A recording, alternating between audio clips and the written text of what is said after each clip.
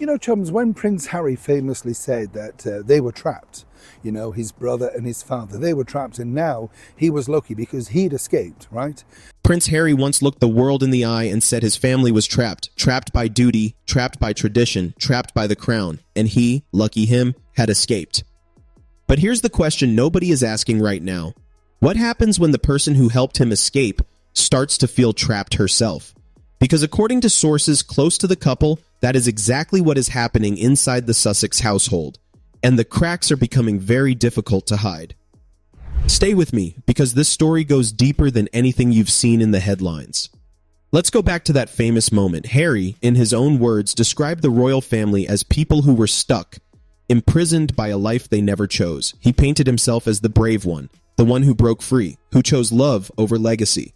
And for a while, the world bought it. There was a Netflix deal, there was a memoir, there were podcast deals, speaking circuits, and promise after promise of a new kind of royal. One built on authenticity, on speaking truth to power, on doing things differently. But fast forward to today, and something remarkable has happened. That same man, the one who said he escaped, recently sat down with ITV News and said, and I quote the sentiment here, "I'm always going to be a royal. This is what I was born to do." Wait, hold on. Wasn't this the same person who boarded what he romantically called a freedom flight away from exactly that? It's funny how a few years of disappointing results can completely rewrite a person's sense of destiny, but Harry's about-face, as telling as it is not the main story today. The main story is what's happening behind the scenes, with Meghan. Here's what sources close to the couple are now revealing, and it paints a picture that is strikingly different from the polished image being carefully managed on social media. Meghan is frustrated. Quietly frustrated, not mildly irritated, deeply frustrated. And according to those familiar with the situation, one of the biggest points of tension between her and Harry right now is something that might surprise you. The children. Specifically, how much of their children's lives should be shown publicly. Now, Meghan's position is clear. She has watched, and this clearly stings her, the avalanche of public adoration that follows every single video and photograph released of Prince Louis and Princess Charlotte back in the UK. Charlotte's recent birthday video alone generated warmth and goodwill that no PR team could manufacture. It was a simple, joyful glimpse of a carefree child living a normal, age-appropriate life. And Meghan sees that, she watches that, and she wants a piece of it. Her belief, according to sources, is that showing more of Archie and Lilibet would soften both her and Harry's image with the public, that it would humanize them, that it would rebuild the connection they've lost. And here's where it gets interesting. Harry won't do it. Now think about that for a moment. This is the man who built an entire public identity around the dangers of media intrusion, who spoke at length about how photographers triggered him, who made privacy, real privacy for his children, a cornerstone of everything he claimed to stand for when he left the UK.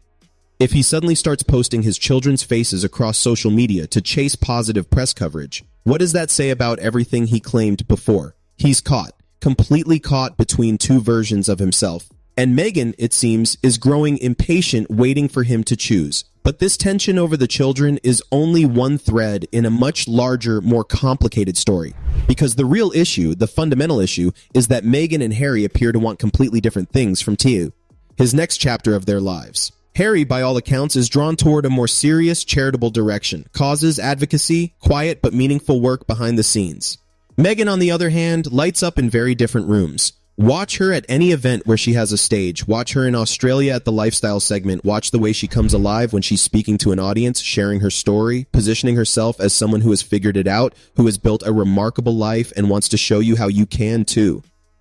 Charity doesn't do that for her. The humanitarian circuit, the quiet dinners, the thoughtful causes, that's not where Meghan thrives, at least not by the account of those watching closely. She has looked at the landscape and she sees something very specific. She sees that people know Blue Ivy because of Beyoncé. People know about Apple Martin because of Gwyneth Paltrow. People know the Kardashian children by name, face, and personality. She wants that. She wants cultural presence. Not royal duty, not philanthropic credibility. She wants to be embedded in the fabric of celebrity in a way that outlasts any title or association with the crown. Harry wants legacy, Meghan wants stardom. Those two roads right now are pointing in completely opposite directions. And then there's the media situation, which is becoming increasingly complicated. You may have seen recent reports about Meghan and her complicated relationship with certain American networks. The reality, if you read between the lines, is that bridges have been burned.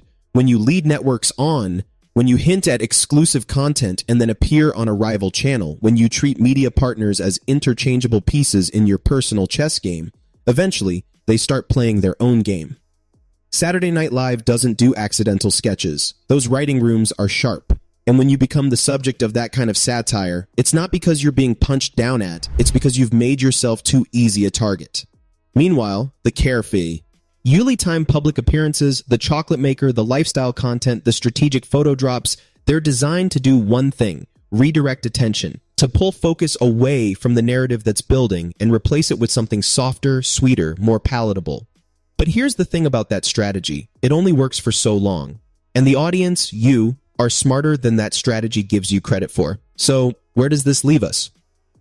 Harry is a man who once declared himself free, and is now quietly admitting he misses the very cage he escaped from. Meghan is a woman who arrived in that escape with a very specific vision of what her future looked like, and that vision is not materializing the way she planned. The money has not flowed the way it was supposed to. The cultural dominance she expected has not arrived. The media relationships that were supposed to open doors have, in several cases, closed them. And now, behind the scenes, the frustration is spilling over into their personal dynamic.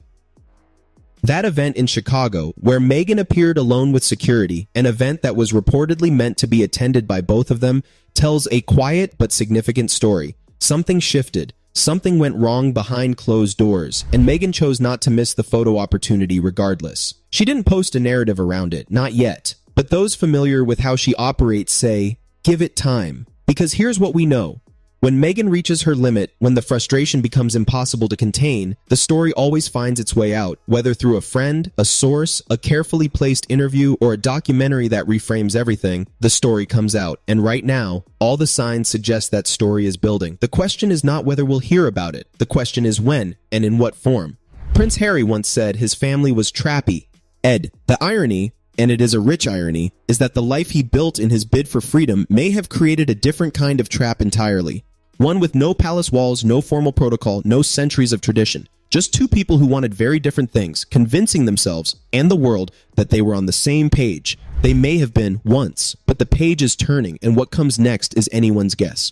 If you found this breakdown useful, if you think there's more to this story than what the headlines are telling you, hit the like button, drop your thoughts in the comments below. I read every single one. And if you're new here and you want to stay ahead of what's really going on behind the scenes, subscribe, because we're just getting started. Until next time, take care of yourselves, and I'll see you very soon.